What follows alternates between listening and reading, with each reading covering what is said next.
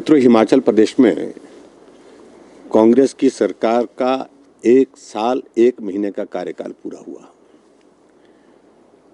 और इस 1 साल 1 महीने के कार्यकाल में अगर हम देखें कि जो जन आक्रोश देखने को मिल रहा है, लोग हजारों की संख्या में सरकार के खिलाफ प्रदर्शन कर रहे हैं।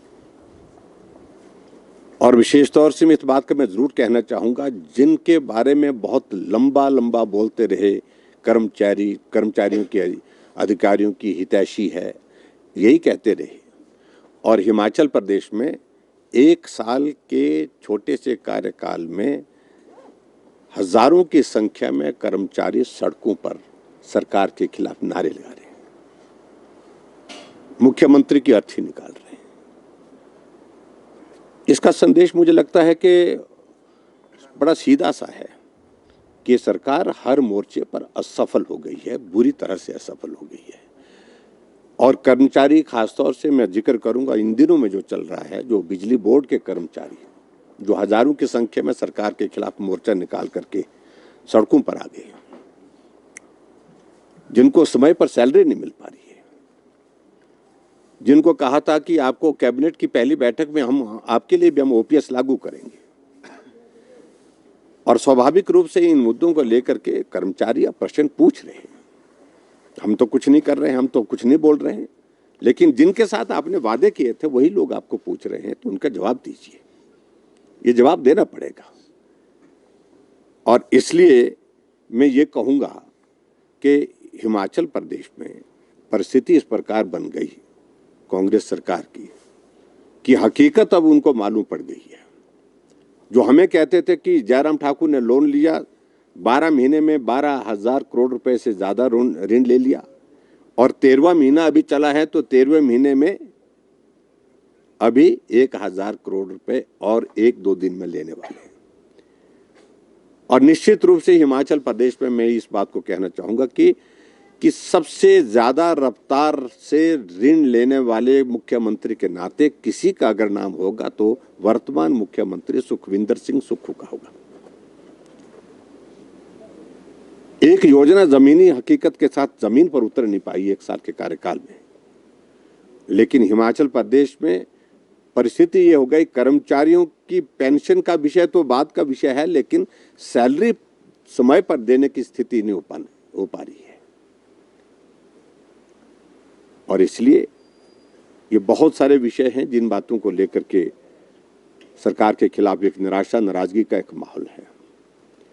और मैं ये भी कहना चाहूंगा कि हिमाचल प्रदेश में हम इस बात को भी देख रहे हैं कि जो 1 साल का कार्यकाल बीता है, कि पूरे सभी क्षेत्रों में अगर विकास की अगर हम गति को देखेंगे वो रुका पड़ा है। स्वच्छता के लिए हम शायद मेकल में 56 नंबर पर थे, कितना नंबर मुझे एग्जैक्ट नंबर मालूम नहीं है, शायद मेकल में यही नंबर था शायद में। आज हम उस स्वच्छता की दृष्टि से पूरे देश भर में सबसे पिछड़े हुए राज्य हैं, सबसे पीछे चले गए राज्य, उनमें से हम मतलब 150 से ऊपर हमारा स्थान चला गया है। तो आप कल्पना कर सकते हैं कि हम आगे बढ़ कर रहे हैं। और दूसरी बात में हिमाचल प्रदेश में मैं देख रहा था, अभी हाल ही में मंत्रिमंडल का विस्तार हुआ। 1 महीने के बाद मंत्रियों के विभाग बांटे गए, और 1 महीने के बाद मंत्रियों को विभाग वो बांटे गए जो दूसरे मंत्रियों से लेकर के दिए गए। और जिन मंत्रियों से विभाग लिए गए और नए मंत्रियों को दिए गए, तो इसमें एक सबसे बड़ा प्रश्न पैदा होता है कि क्या जिन मंत्रियों को विभाग दिए थे वो क्या सक्षम नहीं थे? क्या वो चला नहीं पा रहे थे? आपने उनका कोई असेसमेंट किया जिसके कारण उनसे ये विभाग वापस लेकर के दूसरे को देने पड़े? तो प्रश्न ये होता है, तो अगर उनको विभाग दिए गए थे तो क्या सोच के दिए गए थे? और दूसरा प्रश्न ये भी पैदा होता है उनके काम करने के तरीके से, तो विभाग अगर वापस लिए तो क्या सोच करके दिए? जिनको विभाग दिए हैं वो भी प्रसन्न नहीं है, क्योंकि बहुत हल्के महकमे दिए गए। 1 साल इंतजार करने के बाद महकमे, हल्के पुल्के महकमे, जो हमेशा ऐसे महकमे जिसके साथ वो एडिशन किए जाते थे दूसरे मेन डिपार्टमेंट के साथ, जबकि मुख्यमंत्री के पास बहुत सारे डिपार्टमेंट है। प्रेरोगेटिव मुख्यमंत्री का है, मैं उस पर कोई टिप्पणी ज़्यादा नहीं करना चाहता हूँ, लेकिन राजनीतिक दृष्टि से अगर देखा जाए तो बहुत बड़ा प्रश्न चिन्ह मुख्यमंत्री की काम करने के तौर तरीके पर खड़ा हो गया। उनके ही जो चाहने वाले लोग, उनके ही द्वारा खड़ा किया गया है, उनके ही लोगों ने खड़ा किया है। एक तो ये बात है, इसका जो है मुख्यमंत्री जो है वो मुझे लगता है कि जवाब देने की परिस्थिति में नहीं बन पा रहे। इसके अलावा अभी हम इस बात को देख रहे हैं कि मुझे इस बात की प्रसन्नता है कि पिछले कल सुप्रीम कोर्ट ने एक जजमेंट, जिसको लेकर के हम खासतौर से बहुत लंबे समय से पीड़ा महसूस कर रहे थे, शिमला के हम सब निवासी, कि जो शिमला में एनजीटी का एक ऑर्डर 2017 का था, उसके मुताबिक जो है वो कंस्ट्रक्शन पर जो है वो कुछ जगह रिस्ट्रिक्शन थे, बैन था, और कुछ जगह फिर उसके बाद कंस्ट्रक्शन करने के लिए लिमिट थे 2.5 स्टोरीज की, एक लिमिट के साथ तय किया था। और हमें लगता था कि ये उचित नहीं है, और हमने इस सारे मामले को लेकर के सुप्रीम कोर्ट में जाने का फैसला किया, और हमारे एडवोकेट्स वगैरह सब लोगों को हमने कहा कि पूरी ताकत के साथ लड़िए, और ये संभव नहीं है। शिमला में लोगों को घर बनाने की अनुमति तो होनी चाहिए जिनके पास ज़मीन है, और उसके लिए एनजीटी ने जो बात कही थी कि भई शिमला का डेवलपमेंट प्लान बनना चाहिए, वो डेवलपमेंट प्लान भी हमने सबमिट किया।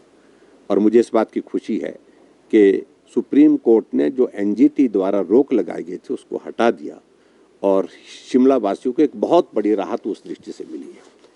अब वर्तमान सरकार बोलेगी तो हमारे समय में हुआ, उनको आदत है इन सारी चीज़ों का श्रेय लेने के लिए बोलेंगे। वो समय का विषय नहीं है कि किसने इस सारे विषय को लेकर के पहल की थी, और किसने इस विषय को लेकर के कब से ये कोर्ट में जो मामला चलने के पश्चात जो जजमेंट के लिए जो रिजर्व रखा गया था, इन सारी बातों पर मुझे लगता है कि बारीकी से जाएंगे। और इसमें शिमला के सभी निवासियों को भी बधाई देता हूँ, सुप्रीम कोर्ट के इस निर्णय का अभिनंदन करता हूँ, और मुझे लगता है कि इससे बहुत बड़ा लाभ शिमला के यहाँ के स्थानीय निवासियों को होगा। ऐसे बहुत सारे विषयों को लेकर के हम बात कर सकते हैं, लेकिन प्रमुख रूप से मुझे सिर्फ यही कहना है कि हिमाचल प्रदेश में 1 साल 1 महीने के कार्यकाल में चारों तरफ निराशा है।